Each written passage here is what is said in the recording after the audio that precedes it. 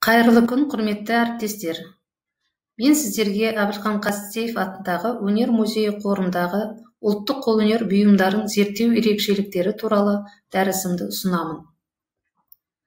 Әбілхан Қастеев атындағы Мемлекеттік өнер музейі еліміздегі бейнелеу өнері саласындағы жетекші ғылыми зерттеу және мәдени ағарту ісіндегі ірі көркем сурет музейі болып табылады. Музей рухани құндылықтарды танытуда, ғылыми тұрғыда зерттеп, оның нәтижелерін насихаттауда маңызды рөл атқарады. Музей қорында қолөнер бұйымының 5000-нан асатын 19-20 ғасырдағы шығармашылық коллекциялары сақталған. Қордағы сақталған туындылардан ежелгі қарапайым технологиялық әдістердің кейінгі көркемдік эстетикалық дәстүрлермен сабақтастығы, киіз, ағаш, металл, тері мен басқа да материалдардан жасалған заттардан айқын көрініс таба отырып, халық шеберлерінің дарынын байқауға болады. Музей қорындағы қолөнер туындылардың қалыптасуы 1970 жылы халық қолөнер музейінің негізін қалаған театр және кино суретшісі, дәстүрлі халық өнерін зерттеуші, тұңғыш қолданбалы өнер музейін ұйымдастырылған, оның алғашқы директоры қызметін атқарған Құлахмет Қожықовтың алғашқы ұйымдастырған экспедиция барысында жинақталған. 1976 жылы Тарас Шевченко атындағы Мемлекеттік көркем сурет галереясы мен Республикалық ұлттық қолданбалы өнер музейі біріктіріліп, екі музейдегі барша экспонаттары бір қолға шоғырландырылып, Әбілхан Қастеев атындағы Мемлекеттік өнер музей қорына алынды. Музейде ғылыми жұмыстармен айналысатын бірнеше бөлімдер жұмыс атқарады. Солардың бірі Қазақстанның қолөнер бөлімі. Қолөнер бөлімінде жоғары білімді, 15 жылдан жоғары өтімі бар, өз ісін жетік білетін ғылыми қызметкерлер жұмыс істейді. Ғылыми қызметкерлер білімін үздіксіз жетілдіре отырып, тәжірибе жинап, кіші ғылыми қызметкерден аға ғылыми қызметкерге дейін лауазымы жоғарылап отырады. Музей басшысының бекітілген жоспары бойынша ғылыми қызметкерлердің алдына ғылыми зерттеу жұмыстарын, ғылыми әдістемелік, ғылыми насихат және экспозициялық көрме жұмыстарын жүргізуді міндеттелген. Қолөнер бөлімінің жалпы тақырыбы халықтың халықтық қолданбалы өнерінің көркемдік дәстүрлеріндегі стильдік қағидалар, қолданбалы өнер туындыларының көркемдік стильдік ерекшеліктерін, түрлі материалды өңдеудің ерекше техникаларын зерттеу, олардың түрлік және аймақтық ерекшеліктерін табу және әр ғылыми қызметкер жеке ғылыми тақырыптармен ұдайы ізденіс үстінде жұмыстар жүргізу. Қолөнер бөлім қызметкерлерінің ең басты міндеттерінің бірі музей қорына сирек кездесетін құнды жәдігерлерді жинақтау, олардың тарихын ғылыми тұрғыда жүйелі түрде зерттеп, насихаттау. Қордағы қолөнер бұйымдары дәстүрлі және қазіргі заманауи туындылары болып, бірнеше тараулардан тұрады. Олар ат әбзелдері, ағаш өңдеу, киіз, тоқыма, шымши, кесте, зергерлік бұйымдары болып бөлінеді. Қорда бұйымдар ережеге сай жасалу материалдарына қарай тарау бойынша жеке қорларда сақталады. Бөлімнің ғылыми қызметкерлері қор сақтаушылармен тығыз байланыста жұмыс істейді. Музей қорына кіріп жұмыс жүргізу, сақтауға және есепке алуға арналған негізгі нұсқалық ережелер бойынша бас қор сақтаушының келісімімен ғана рұқсат етіледі. Қор сақтаушылардың тіркеу бөліміне түскен бұйымдарды бөлімнің ғылыми қызметкері толығымен зерттеп, ғылыми сипаттама жасайды. Бұйымдарды зерттеу, оған сипаттама жазу тек қана ереже бойынша қатаң түрде қор сақтау бөлімінде ғана жүргізіледі.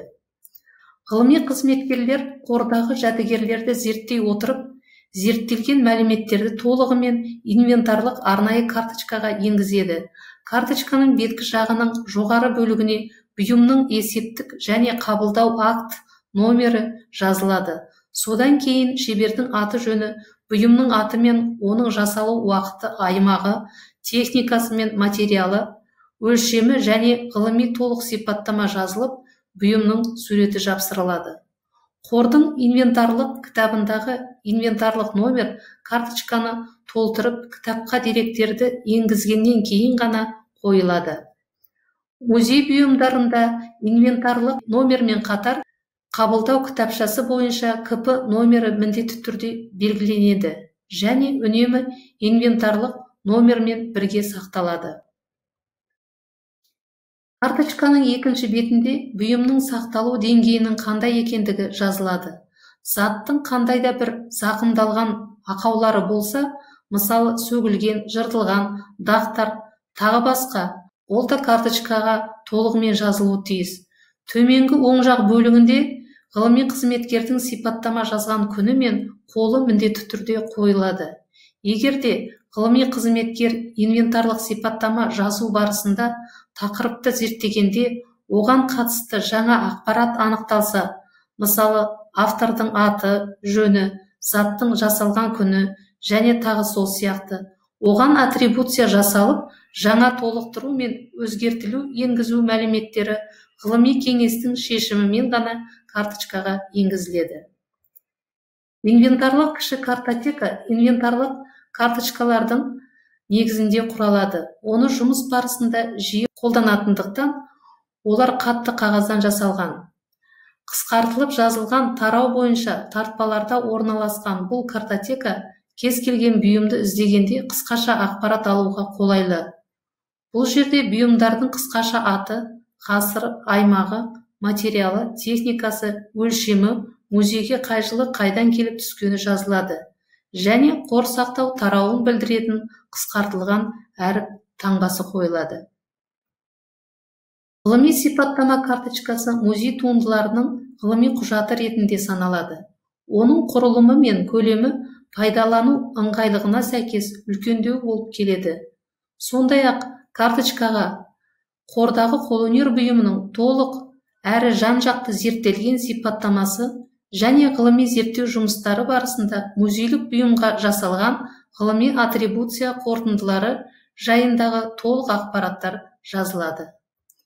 Бөлім қызметкерлері авторлық немесе суретші туралы мәлімет карточкасымен де жұмыстар жүргізеді. Бұл карточка музей бұйымдарын ғылыми тұрғыда зерттегенде маңызды құжат болып табылады. Карточкада автор туралы барлық маңызды ақпараттар, қандай көрмелерге қатысқаны, жетістіктері, оның өмірі мен шығармашылығы және тарихи деректері жазылады және қандай да бір өзгерістері болса толықтырылып отырылады. Осы карточкалар мен картотекалар қолөнер бөлімінде алфавит бойынша тарау түрлеріне қарай рет-ретімен жеке тартпалы жәшіктерде сақталады. Бұл картотекалар мен карточкалардың барлық түрлері музейдің ғылыми каталогтарын басып шығаруда, ғылыми зерттеу жұмыстарының нәтижесі ретінде құжаттар болып табылады. Ғылыми қызметкерлер қор бөлімдерімен бірлесе отырып, картотека мен электрондық базадағы салыстырылған каталогтық мәліметтерді бір жүйеге келтіріп, ғылыми каталогтармен жұмыс істейді. Бұл жұмыс оның мәні мен рөлін анықтау, талдау мақсатында коллекциядағы барлық бұйымдарды егжей-тегжейлі зерттеуге негіз болады. Қолөнер бөлімінің ғылыми қызметкерлерінің ұзақ жылғы осы зерттеу еңбегінің нәтижесінде 19-20 ғасырдағы қазақтың зергерлік өнерінің және 6 тараудан тұратын қазақтың дәстүрлі ұлттық өнерінің толық коллекциясы қамтыған ғылыми каталогтар басылып шықты. Каталогтың негізгі мақсаты музей қорында сақталған қазақтың қолданбалы өнер бұйымдары жайлы мағлұмат беру.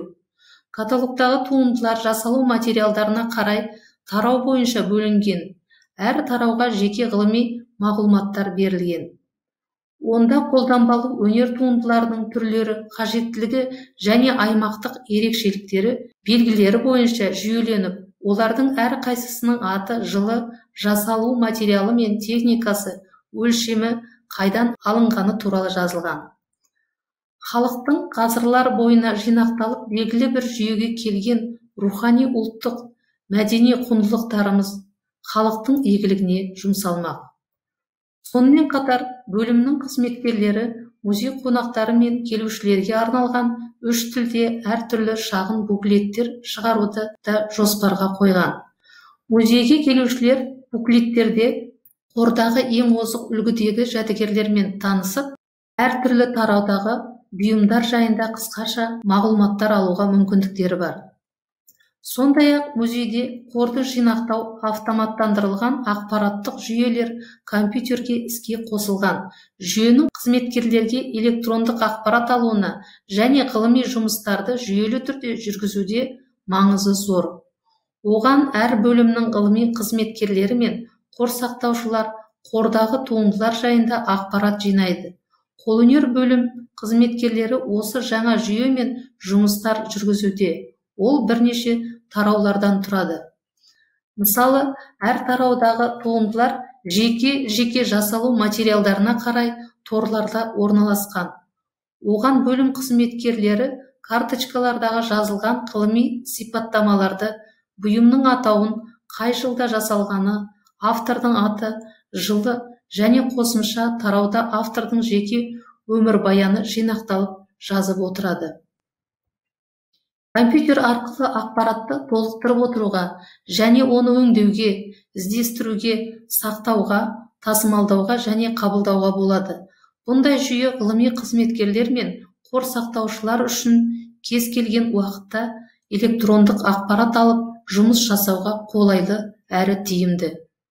Бөлімнің ғылыми қызметкерлерінің әрқайсысы жеке ғылыми тақырыптармен жұмыс жасай отырып, тақырып бойынша кітапханадан музей қорындағы жәдігерлерге қатысты материалдарды іздеу және зерттеумен айналысады.